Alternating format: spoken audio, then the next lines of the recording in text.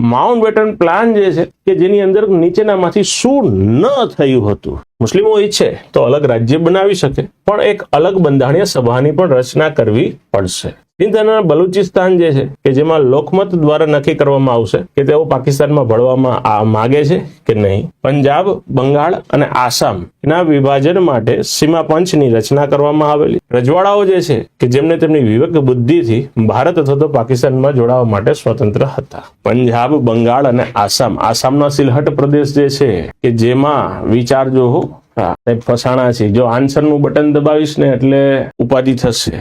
જો હલવાણા, કારણ કે માઉન્ટબેટન પ્લાન જે છે જો તમે NCERT પ્રમાણે તૈયાર કરેલ છે તો એમાં એટલું બધું ડિટેલમાં આપે છે કે સિંધ જે છે ને ત્યાં પ્રોપરલી વાત કરે છે કે વિધાનસભાઓ ઉપર ડિપેન્ડન્ટ નિર્ણય આવી જતો હોય છે, નહીં કે લોકમત દ્વારા. બલુચિસ્તાન વાળા ઉપર છોડવામાં આવતું હોય છે કે એમને મજા આવે એ પ્રમાણે.